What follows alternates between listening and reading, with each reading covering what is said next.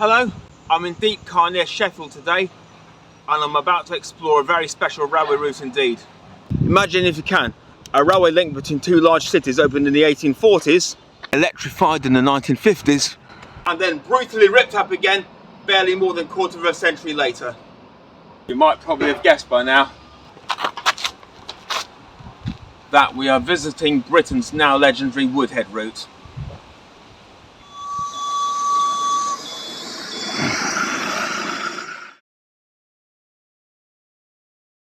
As is the case with a lot of these lost railway lines, we have a little bit of a trek to reach it. A quick detour before we start. Straight behind me here is Deepcar Station, which is still on the part that's got a track on it. So obviously we can't explore from this point. It does, however, still boast a splendid train wheel outside the gate.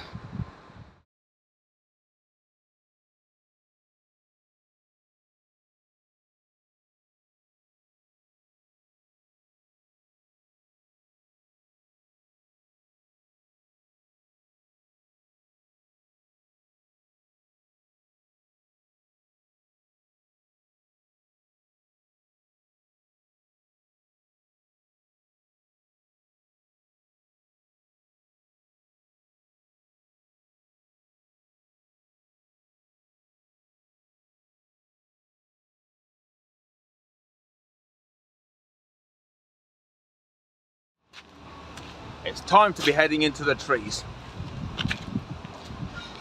Before we arrive at our destination, we also cross beneath the surviving portion of the former Sheffield Victoria to Manchester Piccadilly line at this end of the Pennines. Through those railings behind me is the now single track branch line between Sheffield and Stocksbridge Steelworks, which itself has been disused since 2022.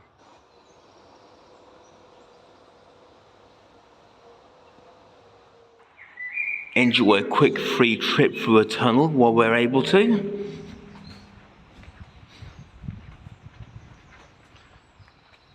The feature attraction is now just right in front of us.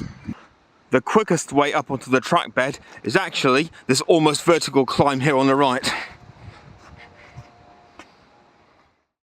And here at last, ladies and gentlemen, nestling quietly away in the far northern Sheffield woodland, is what remains today of the former Woodhead railway route.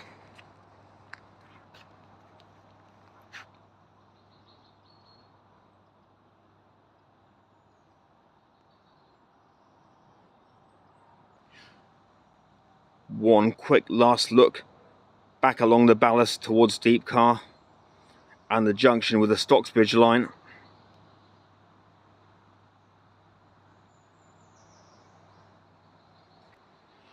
And it's time to be heading along our exploration.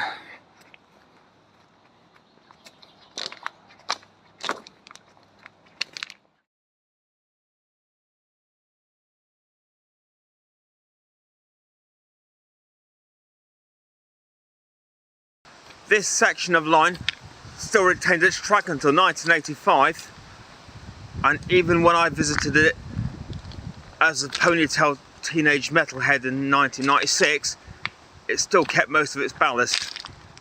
The line continued as quadruple, or possibly later on just treble track, right up to the point where the Stocksbridge Bypass crosses over about half a mile in front. The third track, a head shunt, or a long siding if you prefer, ran along this part at the left. Now just a mud path for those cyclists who don't fancy the ballast that much. A bit like me on the sort of bike I've got now. It began as an embankment where we first got onto it, but as we amble further along, it slowly evolves into a deep cutting.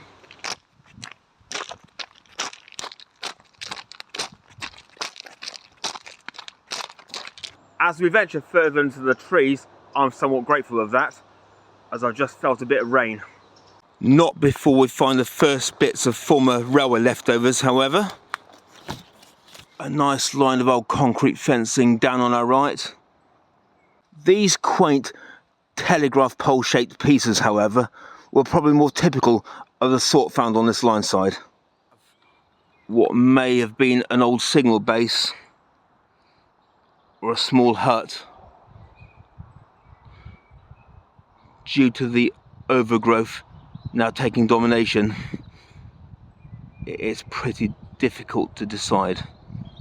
As we make our way along this lost enchanted railway in the woods once again, I may at this point have to admit bending the truth at the start of the video. Although I led you under the possible impression that this line was closed in 1981, this section up to Penistone was still open until 1983 for local diesel trains from Sheffield to Huddersfield.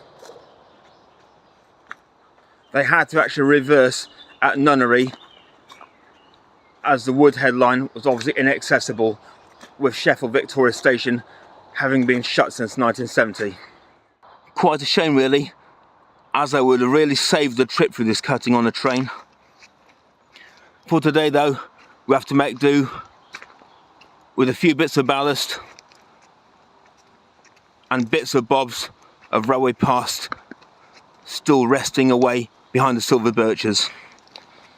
Unfortunately, as you notice, some of those have taken to resting across the trackbed themselves. Strong winds still do manage to find their way into the deep places, I'm afraid. But at least not all the history gets left stuck behind it. Quite a nice assortment of fencing leftovers here. I'm afraid I can't quite decipher what that iron part was, sorry. Plus more tidbits of that interesting telegraph post fencing up here.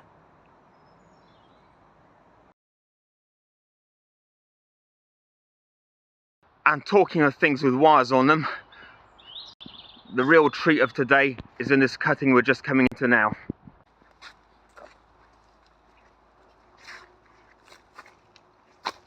One of many of the former electrification supports still littering this route, right from here in Deepcar up to Woodhead and beyond. And across the path we have the other side as well. Sitting on a bank straight up above it is something else just as interesting.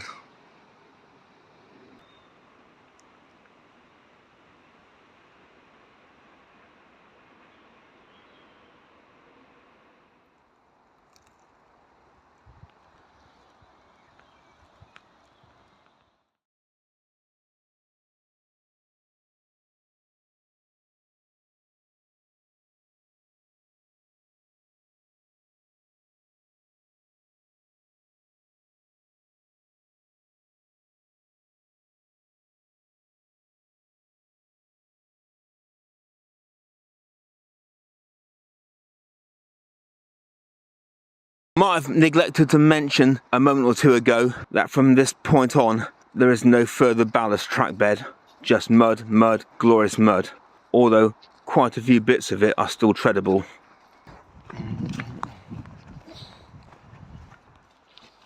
Alright, so I lied a slight bit about the ballast. You can still see the lovely low retaining wall in the trees here.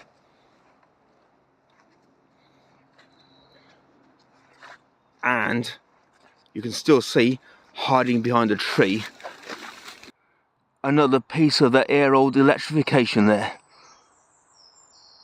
And like its bigger brother back there, you can see both ends.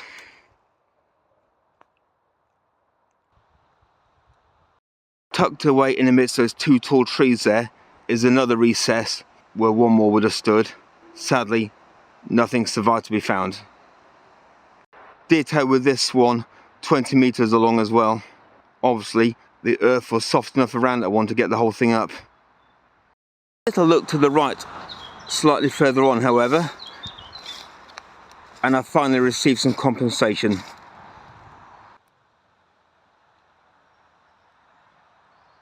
There is one other long lost relic that once stood right above me at this point.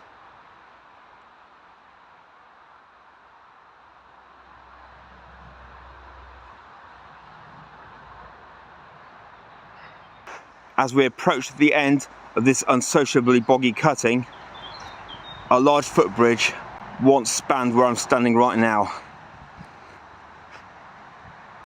It was sadly removed in the late 90s with the construction of the Trans-Pennine Trail, and more likely for its own safety as well as people using it, as the bottom of it had been hanging off for quite some years.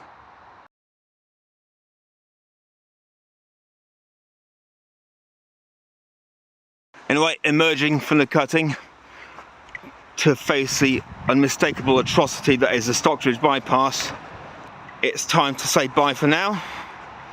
So, make sure not to venture across any unstable bridges yourself. Cross straight to the side called subscribe. Keep safe, and I shall see you in a bit. Toodle pip.